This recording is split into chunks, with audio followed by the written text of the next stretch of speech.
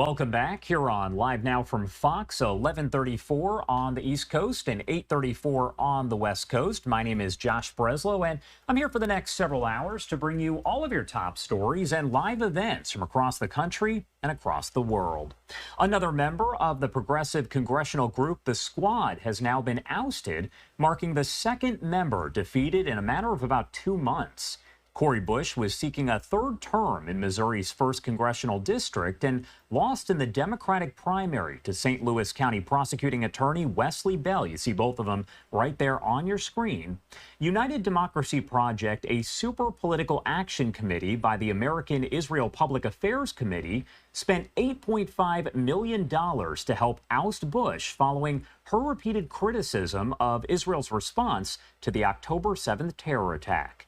It's the same game plan that was used earlier this year in New York, where the United Democracy Project spent about $15 million to defeat Squad member U.S. Representative Jamaal Bowman. Bowman, by the way, lost to George Latimer, who is pro-Israel. Do want to talk more about all of this, so let's bring in Parable Squire, a professor of political science at the University of Missouri, to help break it down. Thank you so much for taking the time to join us and provide your expertise today. We appreciate it. My pleasure. All right, so first off, I want to go back to basics because a lot of people over the years have heard the term the Squad, but can you break down exactly who it is, what it means, all of that? It was initially a group of four members of the Democratic Party elected to the House of Representatives in 2018. And they were on the left side of the ideological distribution within the Democratic Party. And they gained a lot of public attention because of their youth and their vigor and the fact that they were pushing against party leaders at a time when most Democrats weren't doing that. So it's enlarged a little bit beyond the original four. They have splintered a little bit. It's not quite the same thing that it was between 2018 and 2020. But this is the second person who was affiliated with the notion of the Squad who lost in the primary this time around. Do you think this almost serves as, let's say, a warning to the other members of the Squad or really other lawmakers who are not pro-Israel? Well, I'm sure it gives lots of politicians pause. Nobody likes to be challenged in a primary, and nobody likes to be wildly outspent in a Democratic primary, as the two incumbents who lost their reelection efforts were. I suspect this will make some politicians in certain districts a little bit less likely to be vocal in their opposition to Israel. But I think it's also worth pointing out that both Cori Bush and Jamaal Bowman had some other issues that they had to deal with. It wasn't simply the question of the Gaza invasion that caused them problems, although that certainly contributed to it. But there were also some ethical issues that placed their reelection efforts in jeopardy. What did you make of Cori Bush's concession speech? Because I've read a lot of articles about it, and it's been described multiple times by multiple agencies as quote-unquote fiery. What were your thoughts? Yeah, she's not a shrinking violet. She's always been very vocal. I imagine she'll continue to be vocal. So I don't think it was terribly surprising. I'm sure it was a great disappointment to her. She lost. It wasn't a big loss, but she did come out on the losing side. And so I don't think anybody will expect her to disappear from St. Louis politics.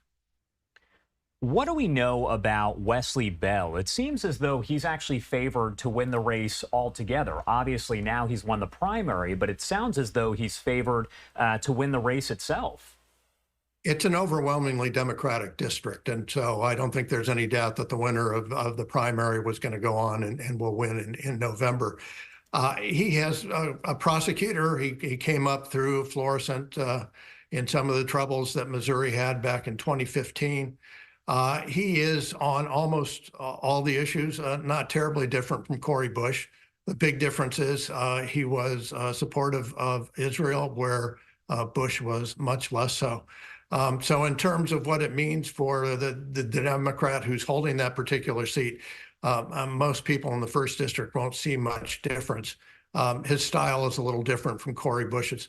But on the other hand, he's probably going to vote the same way she would on most of the issues. When we talk about these super PACs, have we seen situations like this before where they've been used and they've done what they can to push people out?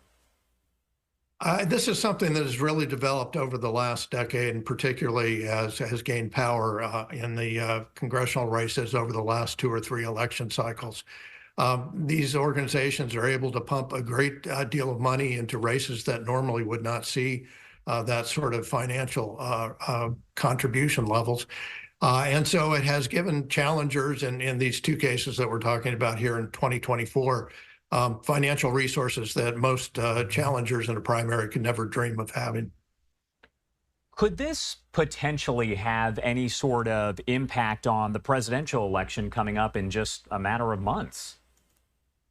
Probably not much. Again, the Democrat who will win in the first district won't be terribly different from the Democrat who will be leaving office. I think it probably suggests that there will be a little bit more money and a little bit more energy and attention on the Democratic side than there might have been. This was the primary election where in Missouri almost all the action was on the Republican side. So it was unusual to have a contested Democratic race. And so it may help turn out a few more Democrats in Missouri in November, but that probably won't change the statewide outcome. All right. Thank you so much for taking the time to be here with us and provide your expertise. We appreciate it. Is there anything else that you want to add about any of this before I let you go? Well, just it is unusual to have an incumbent lose in a primary, and we have seen now that maybe a new paradigm is developing where we will see a lot of outside money come into to primaries in 2026, and that will be different from what the world used to be like. All right. Thank you again for taking the time to be here. We appreciate it. My pleasure.